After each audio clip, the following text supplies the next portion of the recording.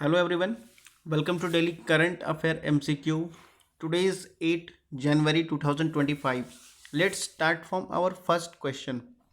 So our first question is, consider the following statement regarding gross domestic product GDP. पूछता है ये कि GDP के रिलेटेड कौन सा स्टेटमेंट करेक्ट है वो आपको बताना है.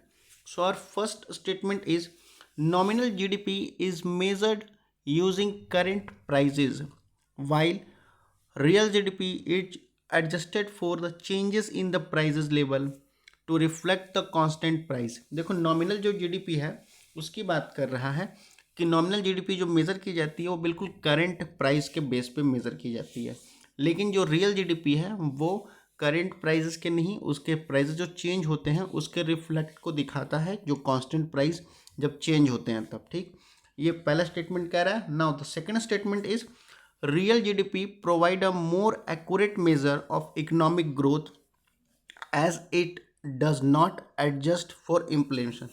देखो जो रियल जीडीपी है ना वो एक्यूरेट इकोनॉमिक ग्रोथ दिखाता है. ठीक है, ये आपका सेकंड स्टेटमेंट कह रहा है. ठीक, तो बताओ कि ग्रॉस डोमेस्टिक प्रोडक्ट जीडीपी को लेकर के कौन सा स्टेटमेंट करेक्ट है वो आपको बताना है. सो बताओ. So the correct statement is A option. Okay, statement A option A correct है, जिसके रिगार्डिंग स्टेटमेंट फर्स्ट आपका करेक्ट होगा. सेकंड स्टेटमेंट आपका गलत है. सेकंड स्टेटमेंट इसलिए गलत है कि जो रियल जीडीपी है वो more accurate measure of economic growth नहीं दिखाता है, बल्कि वो बेस ईयर का प्राइस दिखाता है, बेस ईयर का प्राइस शो करता है वहाँ से. ठीक है, तो इसके रिगार्डिंग आपका सेकंड स्टेटमेंट गलत हो जाएगा और ऑप्शन आपका ए ओनली वन स्टेटमेंट सही होगा. Okay, now move to the next question.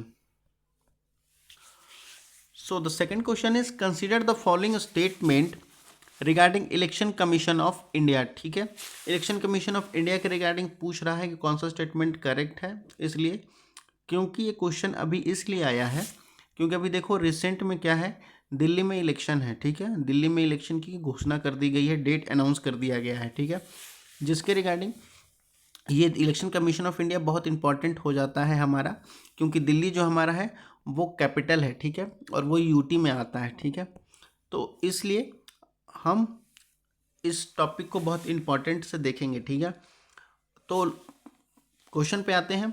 आपका कहता है कि इलेक्शन कमीशन ऑफ इंडिया के रिगार्डिंग कौन सा स्टेटमेंट करेक्ट है वो आपको बताना है.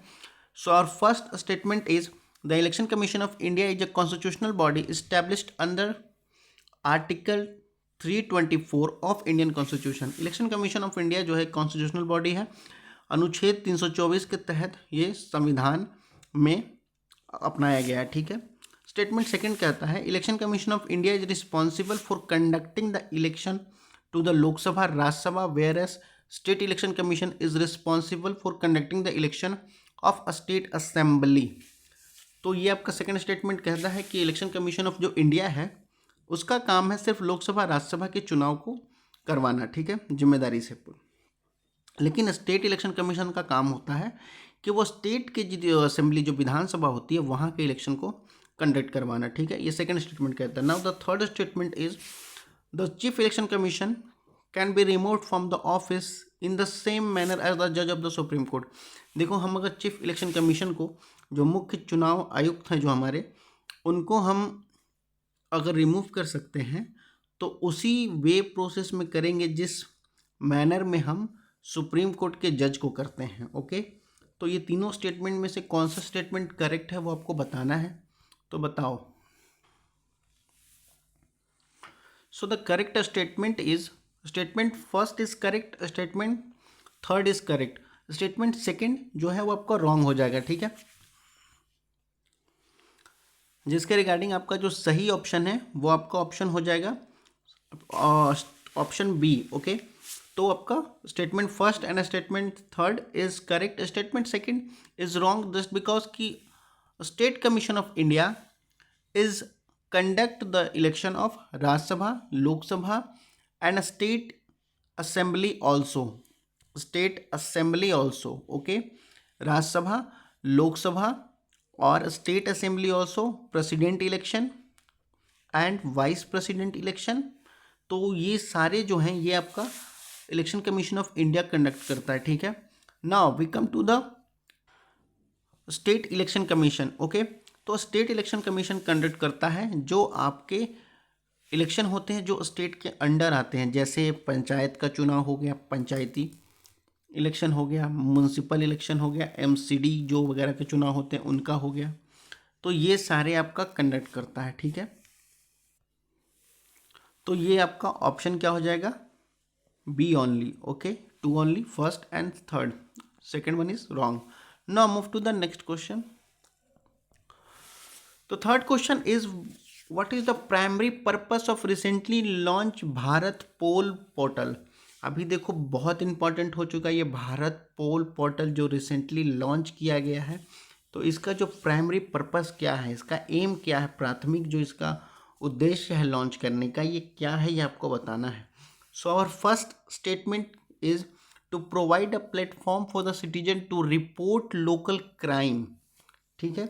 ये एक प्लेटफॉर्म देगा, प्रोवाइड करेगा लोगों को कि आप लोकल क्राइम को रिपोर्ट कर सकते हैं। Now the B statement is to create a national database of convicted criminal and their biometric information. आप एक नेशनल डेटाबेस क्रिएट कर सकते हैं किसी भी कन्विक्टेड क्रिमिनल को, ठीक है, जो दोषी है, जो उसको मतलब दोषी साबित हो चुका है, ठीक है, उसको उसका आप डेटा कलेक्ट कर सकते हैं, उसके बायोमेट्रिक इन्फॉर्मेशन को आप कलेक्ट कर सकते हैं। Now the C statement is to train the police officer across the India in the latest forensic technique and technology. हमारे जो पुलिस बल हैं उसको हम क्या कर सकते हैं, लेटेस्ट फॉरेंसिक टेक्निक और टेक्नोलॉजी से हम उनको ट्रेन कर सकते हैं, ये आपका सी स्टेटमेंट कहता है। Now the D statement is to assistance the real time against action transitional crime via international police cooperation. हम असिस्टेंट कर सकते हैं रियल टाइम जो भी क्राइम होता है उसको असिस्टेंट कर सकते हैं बाय इंटरनेशनल पुलिस कोऑपरेशन के द्वारा, ठीक है।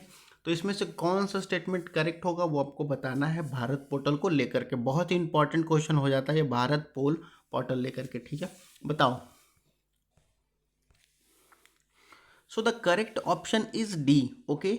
ये आपका ऑप्शन करेक्ट डी होगा, क्यों, क्योंकि जो हमारा जो भारत पोल पोर्टल है ये आपका क्या करेगा, रियल टाइम एक्शन लेगा अगेंस्ट द ट्रांजिशनल क्राइम्स, ठीक है, और किसकी मदद से, इंटरनेशनल पुलिस कोऑपरेशन की मदद से, ठीक है। तो अब बात कर लेते हैं भारत पोल पोर्टल की, ठीक है।